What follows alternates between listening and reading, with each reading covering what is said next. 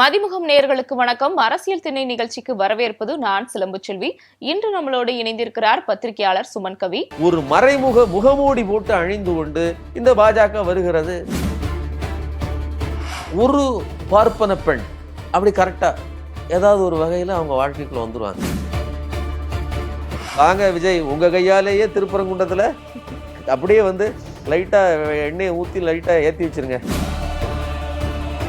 இறுதி வெற்றி என்பது அண்ணாவின் அந்த சித்தாந்தத்துக்குத்தான் நிகழும். அதை திமுக வெல்லும். அந்த இடத்தில் திமுக விஜயின் கைகளை பிடித்து திமுக எழுதும்.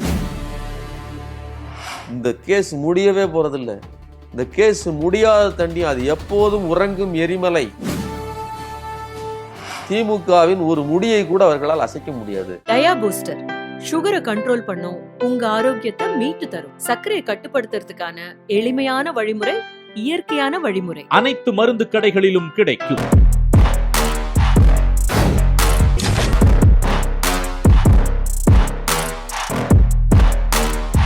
தாவேகா த்ரிஷா அவர்களை திருச்சி கிழக்கு தொகுதியில நிக்க வைக்கிறதுக்கான ஏற்பாடுகளை பண்ணிட்டு இருக்காங்க. துணை முதல்வரா போறதுக்கு கூட வாய்ப்பு இருக்குன்னு ஒரு பெரிய பேசுபொருள் போயிட்டு இருக்கு. சோ அரசியல்னா என்னன்னே தெரியாம களத்திலேயே நிக்காம ஸ்ட்ரைட்டா முதல்வராகிறது, துணை முதல்வர் ஆகிற மாதிரியான இந்த போக்கை எப்படி பாக்குறீங்க? அதாவது பைபிள்ல தான் ஒரு வாசகம் வரும், நான் உங்களை அதிசயங்களை காண பண்ணுவேன் அப்படின்னு வார்த்தை வரும். அதை வந்து கர்த்தர் செஞ்சாரோ இல்லையோ, ஆனா அமித்ஷாவும் மோடியும் இன்ன பிற சில பார்ப்பன கூட்டு சதிகாரர்களும் வந்து அதை நம்மளை அதிசயங்களை காண பண்ணுகிறார்கள். அது அந்த ஏற்கனவே, அதாவது எம்ஜிஆருங்கிறதே இந்த மாதிரியான திரைப்பிரபலத்திலிருந்து வந்தவர் தான். அவருக்கு திராவிட பின்னாடி எல்லாம் இருந்தாலுமே, ஆனால் கரெக்டாக பாருங்களேன், ஒரு பார்ப்பன பெண் அப்படி கரெக்டாக ஏதாவது ஒரு வகையில் அவங்க வாழ்க்கைக்குள்ள வந்துடுவாங்க பின்னாடி. இப்போ பாருங்க, த்ரிஷாவா வாங்க, அவங்களும் ஒரு பார்ப்பன பெண் தான். இப்போ அதிகாரத்தில் இன்னும் வேடிக்கை என்னன்னா, விஜய்க்கு கூட ஒரு கிரிட்டிக்கல் சுச்சுவேஷனை ஹேண்டில் பண்ண முடியுமான்னு தெரியல. ஒரு நெருக்கடி வந்துச்சுன்னா, ஒரு பெண்ணை நீங்கள் இதெல்லாம் செய்யலாம் சொல்லலாமான்னு சொல்லி அப்படியே அதை வந்து அப்படியே டக்குன்னு குணச்சித்திரமாக மாறி ட்விட்டு போட்டு அதை ஒரு அலையாக மாற்றுறதுக்கெல்லாம் அந்த அம்மாவுக்கு தெரியும். விஜய் எல்லாம் ஓடிடுவார். 41 பேர் செத்துருவான்னா என்னன்னு தெரியாது. அதுக்கப்புறம் கீழே இருந்து ரெட்பிக்ஸ் பிலிக்ஸ் ஒரு கருத்துருவாக்கத்தை பண்ணி என்னத்தையாக ஒன்று பண்ணாதான் அடுத்த முறை சந்திக்கும் போது, பிலிக்ஸு இதாப்பா கடைசி நேரத்தில் என்னை காப்பாத்தின, செந்தில் பாலாஜி சதி பண்ணிட்டான், நீ மட்டும் சொல்லலைன்னா நான் மாட்டிகிட்டு இருந்திருப்பேன். ஆனால் த்ரிஷாவுக்கு ஒரு உள்ளுணர்வு டக்குன்னு சொல்லுவாங்க, ஒரு பெண்ணை நீங்கள் இப்படி எல்லாம் இது பண்ணலாமா அப்படின்னு. அதனால இது வந்து ஒரு வகையான அது அந்த வலதுசாரி அந்த ஹெரிடிட்டி அது அவர்களுக்கு தெரியும். இது இவர் கற்றுக்கிடுவார். அதனால தமிழ்நாடு மீண்டும் ஒரு மினியேச்சரான ஒரு எம்ஜிஆர் ஜெயலலிதா மாதிரியான ஒரு பாரம்பரியத்தை, ஒரு அதை விட சிறந்த பாரம்பரியத்தை. ஏன்னா எம்ஜிஆர் பக்கம்லாம் வந்து பல்வேறு திராவிட இயக்க சிந்தனையாளர்கள் இருந்தாங்க, சரிங்களா?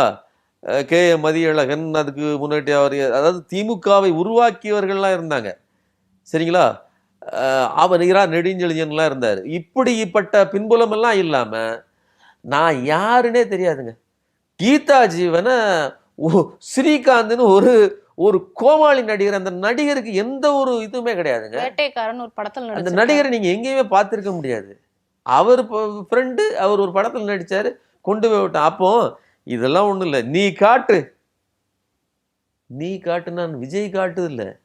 நான் சொல்றது, அவர்கள் நினைத்தால் விஜயே ஒரு XYZ தான். நான் அப்போ நீங்கள் ஒரு கேள்வி கேட்கலாம், இதே நம்ம ரெட்ஃபிக்ஸ் பிலிக்ஸ் தான் கேள்வி கேட்டார், இது என்ன பைத்தியக்காரமாக நடக்குது சி இன்னும் அப்படின்ட்டு தன்னுடைய மகள்கிட்ட அப்படியே எடுத்து அப்படியே இது பண்ணுறாரு. இங்கிலீஷில் தான் நான் போட்டே பொழப்பாப்பில் இல்லை, அதனால அப்படியே சரி என்ன பைத்தியக்காரத்தனை என்னது அப்படின்ட்டு சிரிக்கிறாரு. என்னன்னா ஏங்க பாஜக அப்படி ஒன்று செய்கிறதா இருந்தால் விஜய்க்கு ஏங்க செய்யணும்? ஓட் சோரி பண்ணுறதா இருந்தாலும் இது பண்ணுறதா, அது தானாகவே தன்னை செஞ்சுக்கலாமே. அப்படி அதான் இல்லை, நம்புற மாதிரி செய்யணும். சிலர் சொல்கிறாங்களே, பொய் சொன்னாலும் பொருந்த சொல்லியா, ஊரில் சொல்கிறத கேட்டிருக்கீங்களா? அப்போ என்னன்னா, மக்கள் ஏமாற தயார் தான். பொய் சொல்லு, ஆனால் பொருந்த சொல்லு, எனக்கு ஏற்றுக்கிற மாதிரி சொல்லுன்னு மக்கள் இருக்காங்க. இன்னொன்று மேஜிக்னு ஒன்று இருக்குங்க. மேஜிக்ங்கிறதுங்கிறது தந்திரம் தான். நீங்கள் இப்போ நான் இதில் ஒரு கத்தியை விட்டு இப்படி குத்தனேன்னு வச்சுங்களேன், இந்த பக்கமாக வெளியில் எடுக்கிறேன். இதை வந்து மேஜிக்கில் பண்ணோம்னா இது ஒரு ட்ரிக்கு. இந்த ட்ரிக்கு என்ன செய்யுதுங்கிறது உங்களுக்கு தெரியாது. ஆனா நீங்க வந்து ஒரு கூஸ்பம்பாங்க, கையை குத்துறான், வெட்டி அறுத்த பாதியை இழுத்துட்டு போடுறாங்க, கால் அங்க போகுது, இங்க தலை போகுது. ஆனா இழுத்துட்டு போனதுக்கான அந்த அதாவது சீக்ரெட் ஆஃப் மேஜிக்னு சொல்லி ஷோஸ் இருக்கு. நீங்க இப்பவும் யூடியூப்ல போய் தேடுங்க, தேடிங்கன்னா அவ்வளோ வேடிக்கையா இருக்கும். ஒவ்வொன்றுக்கு பின்னாலேயும் ஒரு சில ட்ரிக் இருக்கும். அந்த ட்ரிக்கை சொல்லிட்டோம்னா அது ஒண்ணுமே கிடையாது. அதே மாதிரி நம்புகிற மாதிரி சொல்லணும். விஜய் ஜெயிப்பார்னு சொன்னா நம்பலாம். நான் அதைத்தான் சொல்றேன். ஒரு மூடை கிரியேட் பண்ணுவதற்கு ஒரு முகம் தேவை. அந்த முகம் அண்ணாமலைக்கு இல்லை, அந்த முகம் கமலஹாசனுக்கு இல்லை. அவருக்கு இருந்தாலும் கூட அவர் அதுக்கு ஒத்துக்கிடுவாரான்னு தெரியல. ஏன்னா அவர் முற்போக்கு அப்படின்ட்டு வந்துட்டாரு. இவர் முற்போக்கெல்லாம் கிடையாது. கமலஹாசனுக்கு இருக்கிற துளி அளவான சமூக அக்கறை கூட கிடையாதுங்க. ஏன் இதை சொல்றோம்னா, கமலஹாசன் பேசிட்டு இருக்கும்போதே திடீர்னு வண்டி ஆம்புலன்ஸ் வருதையோ, வண்டியை விடுங்கய்யா, வழியை விடுங்க, அவன் பாவம், நமக்கு ஓட்டு போடட்டாலும் பரவாயில்ல, நீங்க இதை கேட்கட்டாலும் பரவாயில்ல, இப்படிலாம் பேசுறாரு. இப்படிப்பட்ட நான் மனிதனை வைத்து, நான் அவர் பார்ப்பனராகவே இருக்கட்டும், அவர் படங்களில் சனாதன கருத்துக்கள் சில வந்தாலுமே இருக்கட்டும், அது அவருடைய அந்த வைணவ பின்னணியிலிருந்து வருது. ஆனா உள்ளுணர்வா அவர் அப்படி கிடையாது. அப்ப என்ன ஆயிருதுன்னா, இப்படி எத்திக்ஸ் உள்ள ஆளை வச்செல்லாம் ஏமாத்த முடியாது. அப்ப எந்த அரசியல் அறிவும் வேண்டாம், எந்த எத்திக்ஸ் வேண்டாம். 41 பேர் செத்தாலும் சரி, இப்பமும் வந்து நின்று ஸ்டாலின் அங்கிள் உங்களை நாங்க மன்னிக்க மாட்டோம், இந்த 41 பேருக்கு நீதி கேட்காம விட மாட்டோம்னு சொல்லிட்டு சிபிஐல போய் நாங்க இப்படி கை கட்டிட்டு நின்றுட்டு வெளியில வரும்போது ஸ்டாலின் அங்கிள் விடமாட்டான் அப்படின்னு சொல்லணும்னா, ஒரு மனசாட்சியை ஈரக்கொலையை அறுத்து தூர வச்சிட்டு, ஊர்ல சொல்லுவாங்கல்ல, மனசாட்சி அத்து தூரத்துக்கு போட்டுட்டு ஈவு இரக்கமற்ற ஒருவனால தான் முடியும். நாடி நரம்பெல்லாம் மக்கள் சிந்தனையே இல்லாத பதறிடும்லாங்க. அன்பில் பொய்யாமொழி மகேஷ் சொல்றாரு, ஒரு பேர்த்த 2 பேர் செத்துட்டாங்க, கை ஒன்றும் தெரியல, குழந்தைங்க வராங்க, கால் முறிஞ்சிருக்குது, கை திருவி இருக்குது, இப்படி இருக்கிறாங்க. நீங்க அப்படி கால் திருவினாலே பாத்தீங்க, இதெல்லாம் நமக்குள்ள அப்படியே போயிடும். நம்ம கால் திருவினா எப்படி இருக்கும்? அப்படித்தானே. ஒரு கைக்கு வெட்டிட்டுச்சுன்னா என்ன, ஏன் நீங்க ரத்தத்தை பார்த்தா பயப்படுறீங்க? அது தன் உணர்ச்சி கொடுக்குது. அப்படித்தானே அழுக வருது.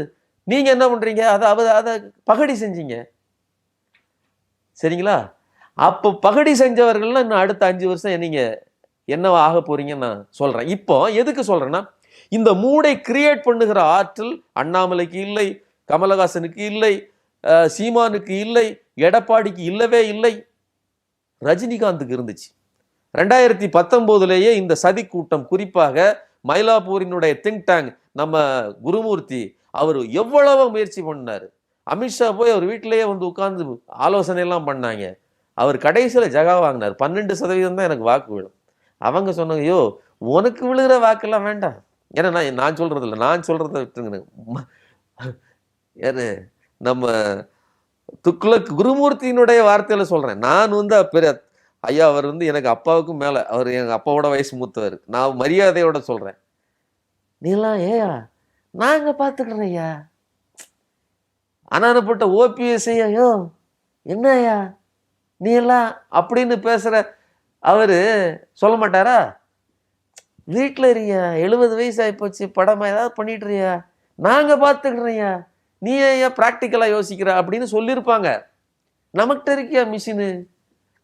அப்படி இருந்தாலும் ரஜினிக்குன்னு ஒரு உளவியல் இருக்கு. வேண்டாம், பாவம், நம்மளை நம்பி இத்தனை பேர் இருக்கிறான், அவன் குடும்பம் பிள்ளை குட்டின்னு இருக்குது, அவனை ரோட்டில் இழுத்து கொண்டாந்து விட்டு அவனை கட்சி இதுன்னு சொல்லி சீரழிச்சிட கூடாதுங்கிற உணர்ச்சி. படம் பார்க்க வந்துட்டு ஒரு நாள் பிஸோட போச்சு, ஒரு 5000 ரூபா செலவழிச்சு, அது வேற. இது வாழ்க்கையே போயிருமே. அவன் ஒரு ஆட்டோ ஓட்டிட்டு இருக்கான், அதெல்லாம் வித்துட்டு ரோட்ல நிக்கணுமேங்கிற எண்ணம் ரஜினிக்கு இருந்துச்சு, அவர் வரல, சரிங்களா? அப்ப ரஜினி ஒரு வேளை வந்திருந்தால் அந்த மூடை கிரியேட் பண்றதுக்கான முகம் கிடைக்கணும், அது வரலும் காத்திருந்தாங்க. அது கிடைக்காததுனாலதான் 10 வெற்றிகளை திமுக பெற்றது, 10 தோல்வி பழனிசாமி சொன்னாங்க. இல்லை அப்படின்னா 2019 விஜய் வந்திருந்தாருன்னா அந்த தேர்தலையும் வாய்ப்பு, 21 அவர் ஸ்வீப் ஆயிருப்பாரு. அந்த அளவிற்கான மாற்றத்தை அவர்கள் செய்ய முடியும். ஸோ நான் எதுக்கு சொல்றேன்னா, வட இந்திய ஊடகங்கள் தான் விஜயை கடைசி நிமிஷம் வரலும் பேசிட்டு இருந்தது. நம்ம சிரிச்சோம். தமிழ்நாட்டின் களம் தெரியாமல், தமிழ் நிலத்தின் வரலாறு தெரியாமல் விஜயை போட்டு உட்கார்ந்து அங்க பேசிட்டு இருக்கிற அப்படின்னு நம்ம சிரிச்சோம். இல்ல நாங்க ஒரு முடிவு பண்ணிட்டோம்ப்பா அப்படின்னு சொல்லி அவர்கள் நம்மை பார்த்து சிரிக்கிறார்கள். சரிங்க சார். இப்போ நீங்க சொன்ன மாதிரி விஜய்க்கு பின்னாடி பாஜக இருக்கு, இல்ல பார்ப்பனர்கள் இருக்காங்க அப்படின்னு நம்ம எடுத்துக்கிட்டாலுமே, தொங்கு சட்டசபை அமைய போகுது அப்படிங்கிற ஒரு பேசுபொருளும் போயிட்டு இருக்கு. ஸோ தொங்கு சட்டசபை அமைஞ்சிச்சுன்னா விஜய் அவர்கள் ஏடிஎம்கே பிஜேபி அலைன்ஸோட போறதுக்கு வாய்ப்பு இருக்கா? அப்படி போற மாதிரி இருந்துச்சுன்னா அது எவ்வளவு பெரிய பாதிப்பை ஏற்படுத்தும்? தொங்கு சட்டசபை, ஆட்சியில் பங்கு, அதிகாரத்தில் பங்கு, இது எல்லாமே தமிழ்நாட்டின் அந்த லெகசிக்கு ஒரு முற்றிலும் விரோதமான ஒண்ணு. அது 70களுக்கு பிறகு இப்போதான் கிட்டத்தட்ட 40 வருடங்களுக்கு பிறகு இப்போதான் வந்து அது நடந்திருக்குன்னு சொல்றாங்க. ஆட்சியில் பங்குங்கிறதெல்லாம் வந்து நமக்கு கிடையவே கிடையாது. அந்த பாரம்பரியம் இதெல்லாம் கொடுப்பது என்பது என்ன அப்படின்னா, இந்த தமிழ்நாட்டுக்குன்னு இருக்கக்கூடிய அந்த ஒரு அதை என்ன சொல்லுங்கன்னா, ஒரு சாவரிங்டி அல்லது ஒரு உள்ளுணர்வு இருக்கு இல்லையா, ஒரு கல்ச்சர், இதை உடைப்பது. இதை தொங்குங்கிறது நீங்கள் யார் கையிலையும் இருந்துட்டு போட்டோம். இன்னைக்கு பாஜகவில் எல்லாரும் தோத்து போயிருக்காங்க. அவங்களுக்கு ஒரு தொகுதி தான் ஜெயிச்சிருக்காங்கன்னு நினைக்கிறேன். அவங்களுக்கு அதை பற்றிலாம் கவலை இல்லை. எங்களுடைய கட்டுப்பாட்டில் இருக்கக்கூடிய எங்களுடைய பப்பட்டு வேணுங்களுக்கு ரங்கசாமி இருக்கிறாரு. இப்போ விஜய்க்கு ஒரு அலை இருக்குது, அது வந்து 34% அடிச்சு தூக்கக்கூடிய ஆற்றல் உள்ள அலைன்னா அந்த அலை என்ன அந்த புதுச்சேரிக்கு போக மாட்டேங்குது. இந்த ஈசிஆர் ரோடு அந்த பனையூர் அப்படி போயிருக்கலாமே. நீங்க மகாபலிபுரம் வந்து போனீங்களா, கொஞ்சம் தள்ளி போயிருக்கலாமே. ஒரு 150 கிலோமீட்டரா 160 கிலோமீட்டர் தானே. அலை போவாதா? அங்க தமிழன் இல்லையா? அங்க டிவி பாக்குறது இல்லையா? அவங்க திரைப்படம் பாக்குறது, அவங்களுக்குலாம் கண்ணு இல்லையா? அப்படி போடு பாட்டு அவங்களுக்கு தெரியாதா? இல்ல உலகம் முழுக்க விஜய் ஃபேன்ஸ் இருந்துமே புதுச்சேரியில அவங்க ஆட்சி எப்படி? விஜய் ஃபேன்ஸுங்கிறது வந்து ஜப்பான்ல பேசுறவர் கூட ரஜினிக்கு ஃபேனா இருந்தார். அவர் இல்லை விட்டுருங்க, தமிழர்கள் நாங்க. அவங்க தமிழர்கள் மட்டும் இல்ல, ஓட்டிங் பேட்டர்ன்லயே அதாவது ஓட்டிங் பேட்டர்ன்ல மாறினா கூட தமிழ் புது ஃபோர்ஸை எதிர்பார்க்கிறவங்க தானே. ரங்கசாமி ஏற்கனவே இருந்தவர் தானே. ரங்கசாமிக்கு மறுபடி வேணும் வேண்டாம்னு சொல்லி எதிர்பார்க்கக்கூடிய ஒரு கூட்டம் இருக்குங்களா, அது விஜய் அடிச்சிருக்குங்களா? அப்படிப்பட்ட மாற்றம் இல்லையே. அப்போ பாஜகவை பொறுத்தவரை எங்களுடைய கட்டுப்பாட்டுக்குள் இயங்கக்கூடிய ஒரு ஆள் வேணும். அதுக்கான சினாரியோ வேணும். நீங்க கேரளாவில் போய் ஏங்க வந்து பாஜக எதுவும் பண்ணலை அல்லது பண்ண முடியலை அப்படின்னா பாஜக என்ன பண்ண முடியும்?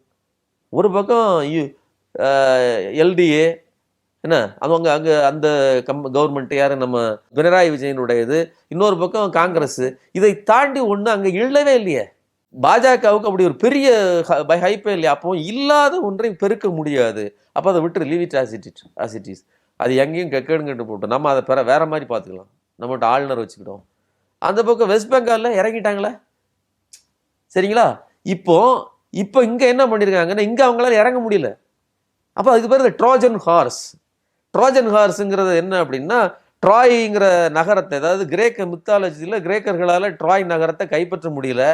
கிரேக்கர்கள் ட்ராய் நகரத்துக்கு ஒரு பரிசு பொருள் அனுப்புறேன்னு சொல்லிட்டு ஒரு பெரிய குதிரை ஒன்று அனுப்புகிறாங்க, மரக்குதிரை.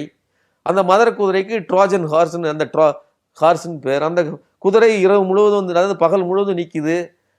ராத்திரி பார்த்தீங்கன்னா திடீர்னு அந்த குதிரை ஒவ்வொன்றா மாறுது. அப்படியே பார்த்தீங்கன்னா உள்ளே இருந்து நிறைய வீரர்கள் வராங்க, எல்லாரையும் வெட்டி வீழ்த்துறாங்க. அந்த ஹார்ஸுக்குள்ள வீரர்களை வைத்து அனுப்பிடுறாங்க. அதே மாதிரி ஒரு மறைமுக முகமூடி போட்டு அணிந்து கொண்டு இந்த பாஜக வருகிறது. நான் தான் மறுபடியும் சொல்றேன், விஜய் தன்னை ஜோசப் விஜய், அது நம்ம சொல்லலை, இதுக்கு அப்புறம் தான் சொல்லணும், வேற வழி கிடையாது. ஏன்னா அவரே அவர் அப்படித்தானே. இப்போ கேட்டீங்கன்னா என் பேர் அதுதானே, அவர் பேர் அதுதானேங்கிறான். சரி, நம்ம அப்போ அதாவது சொல்லுவோம். அப்போ ஜோசப் விஜயை கையில் வைத்து கொண்டே எல்லாவற்றையும் அவர்கள் செய்வார்கள், எல்லாமும் நடக்கும். ஒன்னே ஒண்ணுதான் சொல்றேன், மாநில சுயாட்சிக்கு எதிராக எதெல்லாம் நடக்குதோ அப்பெல்லாம் திமுகங்கிற அந்த எதிர்கட்சியினுடைய வீரியம், அதனுடைய சித்தாந்தம் கண்டிப்பா வேலை செய்யாதான். நான் செய்த திட்டங்களையும் சட்டங்களையும் மாற்ற முடியாமல் நீங்கள் திணறுகிறீர்களோ அதுவரை நான் தான் ஆண்டு கொண்டிருக்கிறேன் என்று பொருள்னு அண்ணா சொன்னார் இல்லையா. அது சில சறுக்குதல்கள் இதில் ஏற்படலாம், பாஜக அதில் உடைச்சி பார்க்கலாம். ஆனால் இறுதி வெற்றி என்பது அண்ணாவின் அந்த சித்தாந்தத்துக்குத்தான் நிகழும். அதை திமுக வெல்லும். அந்த இடத்தில் திமுக விஜயின் கைகளை பிடித்து திமுக எழுதும், தீர்ப்பு எழுதும் என்னுடைய கருத்து. சரி சார், இப்போ நீங்க சொன்னதுல இருந்து என்ன தெரிய வருதுன்னா, தாவேக்காக்கு பின்னாடி பாஜக இருக்குன்னு தெரிய வந்தாலுமே, தாவேக்கா இப்ப 106 108 தொகுதிகள் வந்து வெற்றி பெற்றிருக்காங்க. சோ இவ்ளோ பெருசா அவங்க ஜெயிப்பாங்கன்னு நீங்க எதிர்பார்த்தீங்களா? பொதுவாவே வந்து என்ன சொன்னாங்கன்னா, தாவேக்கா தோழர்களே எல்லாருமே தற்குறின்னு தான் சொன்னாங்க. ஏன்னா உங்களுக்கு அரசியல் புரிதல் இல்ல அப்படிங்கிற ஒரு பாயிண்ட் ஆஃப் வியூல தான் பேசுனாங்க. ஆனா தற்குறிகளா இருக்கக்கூடிய ஒரு கூட்டம் இவரை முதலமைச்சர் ஆக்கியிருக்குன்னா, இன்னுமே அவங்க அந்த நிலைமையில தான் இருக்காங்களா? இல்ல உண்மையாமே அவங்க அறிவாளிகள் தானா? இல்ல நம்ம வந்து அறியாமையில இருந்துட்டோமா? அதாவது தற்குறிகள் அப்படிங்கிறது தமிழ்நாட்டுல இங்க மட்டும் கிடையாதுங்க. நீங்க ஒரு நடிகரை தேர்ந்தெடுத்து, ஜெலன்ஸ்கிங்கிற நடிகரை தேர்ந்தெடுத்து தான் வந்து உக்ரைன்கிற நாடு இன்னைக்கு என்ன பாடுபட்டுக்கிட்டு இருக்குன்னு தெரியும். அதனால தற்குறிகள் தமிழ்நாட்டில் மட்டும்தான் இருக்காங்கலாம் நம்ம சொல்ல முடியாது. அதே மாதிரி ட்ரம்ப்னு ஒருவரை தேர்ந்தெடுத்து விட்டு இன்னைக்கு அமெரிக்கா என்ன பாடுபட்டு இருக்குங்கிறது அமெரிக்கா இது. அதாவது தேர்ந்தெடுத்தவர்கள் மட்டும் இல்ல, தலைவனும் அப்படித்தான் இருக்கிறார். சரிங்களா? அதனால தற்குறிங்கிறது தமிழ்நாட்டுக்கு மட்டுமே சொந்தமானது கிடையாது. ஒரு நாள், அதாவது ஆட்சிக்கு வந்து விட்டதனாலேயே ஒரே நாளில் ஓவர் நைட்ல நாதஸ் திருந்திட்டான், அவனே சொன்னான் அப்படின்லாம் நம்ம நம்ப முடியாது. அதனால இது ஒரே நாளில் நடக்க போறது இல்லை. நான் சொல்ல வருவது என்பது, விஜயை கட்டுப்படுத்துவதற்கு அவர்கள் நினைத்த மாதிரி ஒரு நம்பர். நான் தான் சொல்றேன், விஜய்க்கு ஒரு ஸ்வீப் கொடுத்துருந்தாங்கன்னு வச்சுக்கோங்களேன், சும்மா சொல்றேன், இந்த இந்த தகுடு தத்தத்தை இன்னும் நல்லாவே பண்ணி விஜய்க்கு இந்த 140 சீட்லாம் வந்துருந்துன்னு வச்சுக்கோங்களேன், என்ன நடந்திருக்கும்னா விஜய் கொஞ்சமாவது வலுப்போடுவார். ஏன்னா அவருக்கு ஹங்கு தொங்கு கிடையாது. ஆமா. அப்போ யாரோட கூட்டணி சேர்ந்தாலும் பரவாயில்ல, அது காங்கிரஸ் கூட நின்றுட்டு போட்டோம். விஜய் தன்னை ப்ரூவ் பண்ணி, டிஎம்கே வரக்கூடாது, டிஎம்கே வராத இடத்தில் நீ யாரோடு வேண்டுமானாலும் சேர்ந்து இருந்துக்கோ, நான் இப்போ ஒரு தொங்கு அரசாங்கத்தை உருவாக்கி அங்க வச்சிடுறேன். இன்னும் வேடிக்கை என்னன்னா, திமுகவே தொங்கு அரசாங்கத்தில் மாட்டிக்கிட்டாலும் திமுகவாலுமே ஒன்றும் பண்ண முடியாது. பாஜக செய்கிற அட்டூழியங்களை அது இன்னும் சிக்கல். ஒரு வகையில திமுக தோத்தது திமுகவுக்கு நல்லது. ஒருவேளை 100 சீட்டு இருந்து தொங்கு அரசாங்கத்துக்கு போயிருந்தாங்கன்னா இன்னும் பெரிய சிக்கலை திமுக தான் சந்திக்கும்.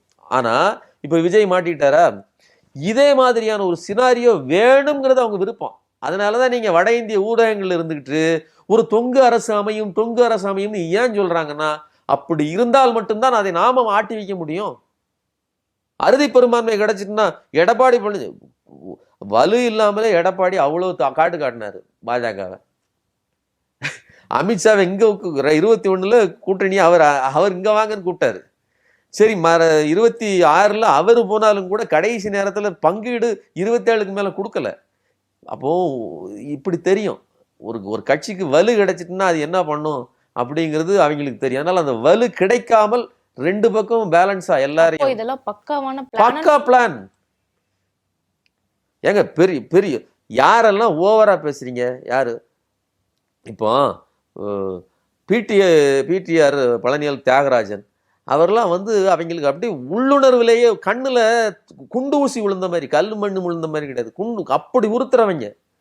அப்ப அவங்களை காலி பண்றத கட்சி ஆட்சியில இருக்கும்போதே காலி பண்ணாங்க அவரை. இப்போ சுந்தர்சியை ஜெயிக்க வச்சா நீங்க என்ன நினைப்பீங்க? ஓ ஏதோ பண்ணிட்டாயா, சுந்தர்சியை என்னங்க பண்ண முடியும், அவன் ஜெயிக்கிற அளவுக்கு அங்க இருக்குது அப்படிம்பீங்க. இப்ப விஜய் ஜெயிச்சிட்டாரு, என்ன பண்றீங்க? ஒண்ணும் கிடையாது, பேசுபொருளே கிடையாது. புரியுதா உங்களுக்கு? டிஆர்பி ராஜா திமுக காரையா அப்படின்ட்டு அவரு அப்படிங்கிறாரு. அதை ஒரு கெத்தா சொல்றாரு.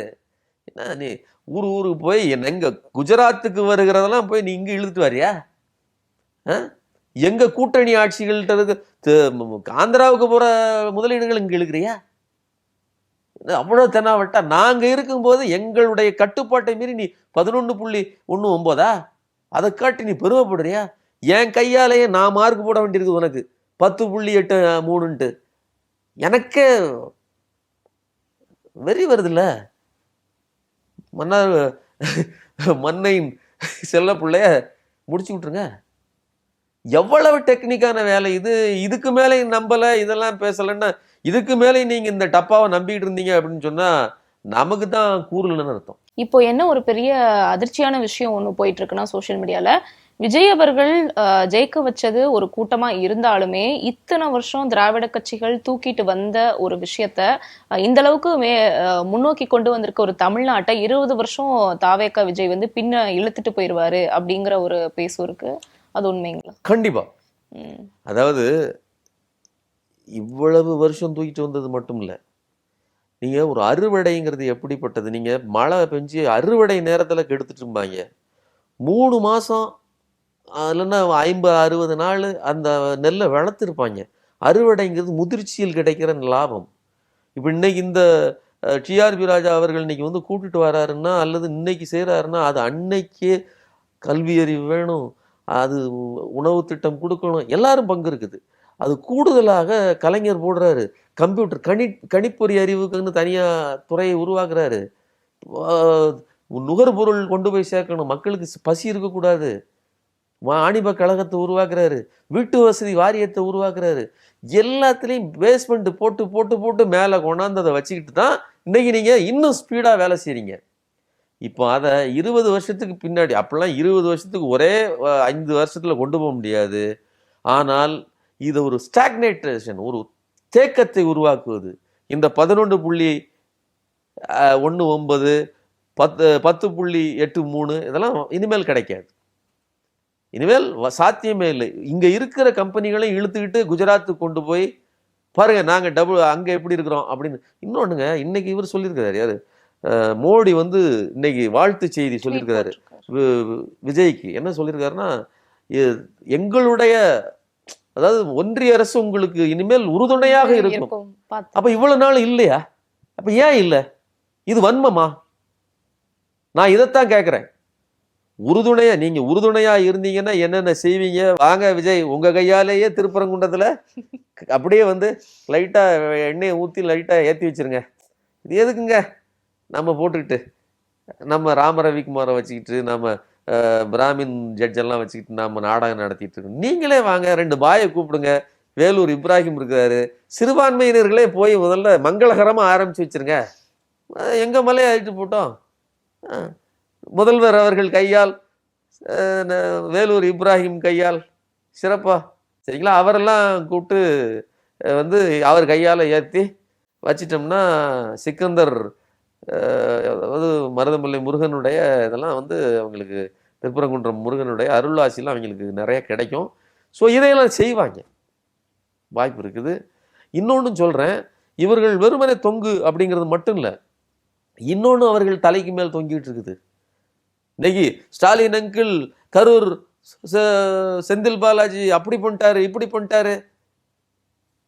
இந்த கேஸ் முடியவே போறதில்லை. இந்த கேஸ் முடியாத தண்டி, அது எப்போதும் உறங்கும் எரிமலை. எந்த நிமிஷமும் செத்ததுக்கு பிறகும் ஜெயலலிதா ஏவோன் குற்றவாளி, சசிகலா பார்ப்பன அக்ரஹாரா சிறைக்கு போனார். அப்போ சனாதனம் அதனுடைய வேலையை கடைசி நிமிஷம், செத்ததுக்கு பிறகு கூட அது விடாது. உயிரோடு இருந்திருந்தால் ஏவோன்னு சொன்னாங்க, அப்படி கிடையாது. உயிரோடு இருந்தால் அனுப்ப மாட்டாங்க, ஏன்னா அவங்களுக்கு தேவை, சரிங்களா? அதனால அதை அப்படிப்பட்ட, ஆனால் சசிகலா தேவையில்லை. ஆனால் அவங்களுக்கு அந்த லாஜிக் என்ன அப்படின்னா, அவங்கள உயவுன்னா வச்சா தானே இந்த அம்மா ஏ2 ஆக முடியும். புரியுதா உங்களுக்கு? அப்போ கடைசி நிமிஷம் வரையிலும் அவர்கள் விடமாட்டார்கள். எடப்பாடி பழனிசாமி மேலே கொடநாடு கொலைகேஸ் இருக்குது. எடப்பாடி பழனிசாமி ரொம்ப முரண்டு பிடிச்சாருன்னா இதுக்கு மேலே எடப்பாடி பழனிசாமி தேவையில்லை. இனிமேல் விஜய் ஆட்சிகையில் இருக்கும்போது எதுக்கு எடப்பாடி பழனிசாமி? இப்போ பாருங்களேன், பாஜக திமுகவை அடிக்கும், அதை அது பண்ணணும், ஒன்றும் பண்ண முடியாது. திமுகவின் ஒரு முடியை கூட அவர்களால் அசைக்க முடியாது. ஆனால் எடப்பாடி பழனிசாமி பார்ப்பன அக்ரஹாரா சிறைக்கோ இல்லைன்னா தீகாருக்கோ போவதுக்கு வாய்ப்பு அதிகமாக இருக்குது. நீங்கள் வேணா பாருங்க. சரிங்க சார், நிறைவா ஒரு கேள்வி.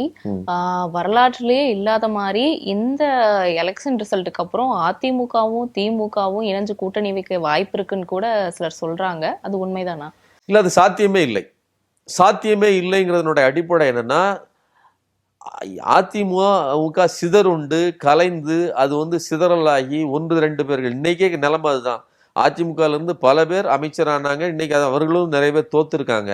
அப்படி வந்து சேருவதற்கான வாய்ப்பு இருக்கே தவிர, அதாவது ஒரு பகுதி பொருளாக வந்து நாங்களும் திராவிட பாரம்பரியம் தான், நாங்கள் திமுகலேருந்து பிரிஞ்சு வந்தவங்க தான் சேர்றதுக்கு வாய்ப்பு இருக்கே தவிர, அதுக்கு ஒரு காலம் தேவை. 20% வாக்குகள் கொண்ட ஒரு கட்சி, நான் முதல்ல ஒரு வாரி சொன்னேன், அது எடப்பாடி அப்படி வந்து சிறைக்கு போவது கூட வாய்ப்பு இருக்குன்னு. எடப்பாடி சிறைக்கு போகணுமா அல்லது எடப்பாடி அவர்களுக்கு தகுந்த மாதிரி ஆடணுமாங்கிறத அவங்க முடிவு பண்ணிக்கிடுவாங்க, சரிங்களா? அது வந்து எடப்பாடி இணங்கிட்டாரு அப்படின்னா எதுக்கு போட்டு தேவையான எதுக்கு மாத்திரையிலே குணமாகணும்னா எதுக்காக ஆப்ரேஷன் பண்ணணும், ஏன் கத்தி எடுக்கணும் அப்படின்னு அவங்க முடிவு பண்ணுவாங்க. சரிங்களா? அதனால குணம் எதனால் அவர்களுக்கு தேவையான குணத்தை அவர்கள் ஆற்றிக் கொள்வார்கள். அப்படி இருக்கும்போது அதில் டெமாலிஷ் ஆகும்போது வந்து விரக்தியிலேயோ பின்னடைவிலேயோ நிறைய பேர் அரசியல் அற்று போவதற்கு வாய்ப்பு இருக்குது.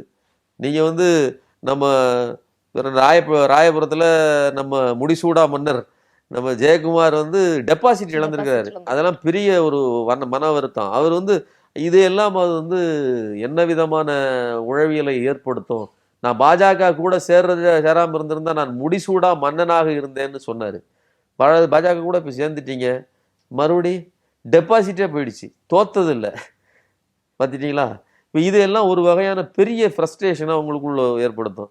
திமுக வந்து ஃபீனிக்ஸ் பறவைங்க, அது மறுபடியும் சொல்கிறேன், அதுக்கு முகம் உருவம் கிடையாது. ஏன்னா அது சித்தாந்தத்தில் இயங்குவது. அது இன்னொரு தலைவனை உருவாக்கி கொண்டு அல்லது இருக்கிற தலைவனை இன்னும் வலுவாக மாற்றிக்கொண்டு, இன்னும் எக்ஸாக்டாக சொல்கிறேன், ஸ்டாலின் அவர்கள் இன்னைக்கு தோத்துருக்கிறாரு. 1962 எலெக்ஷனில் அண்ணா தோத்துடுறாரு. தோத்துட்டு 10 மணிக்கு ரிசல்ட் எல்லாம் முடிஞ்சதுக்கப்புறம் 10 மணிக்கு படத்துக்கு போயிட்டாரு அண்ணா. அவ்வளோ கூலா என்ன 50 தம்பிகள் 50 பேர் ஜெயிச்சிருக்காங்க. சரிங்களா?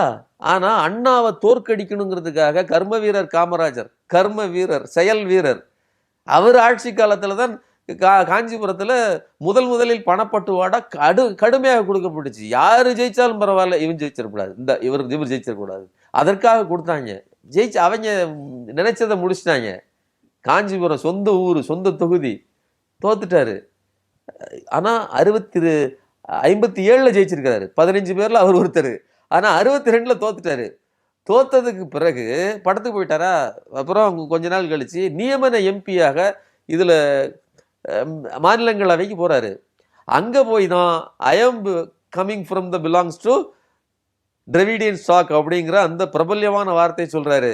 மாநில சுயாட்சி பற்றியான பிரகடனங்களை வலுவாக பேசுறாரு.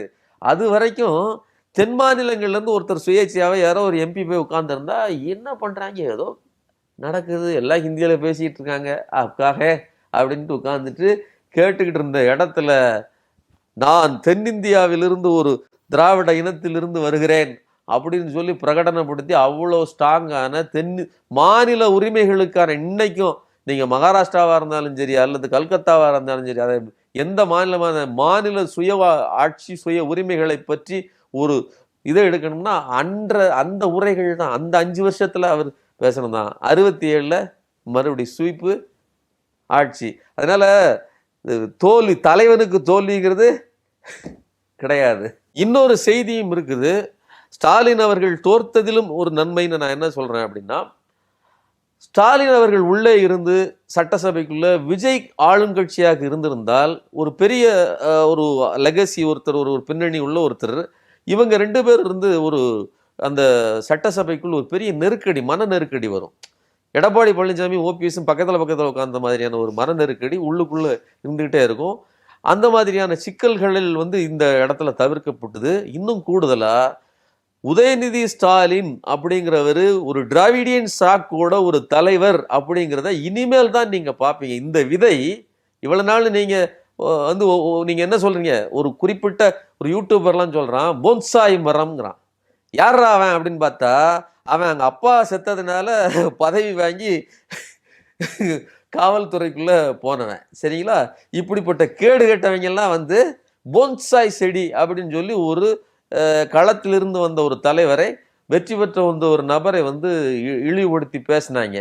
இனிமேதான் தெரியும் இந்த போன்சாய் செடியா அல்லது இது ஒரு காட்டு மரமா, இது ஒரு சித்தாந்த வலுவேறிய வைரம் பாய்ந்த ஒரு விதை, வீரிய விதையா அப்படிங்கிறது தெரியும். கண்டிப்பா நீங்க பாப்பீங்க. இவ்வளவு நேரம் எங்களுக்காக பொறுமையா பதில் சொன்னதுக்கு ரொம்ப நன்றி சார்.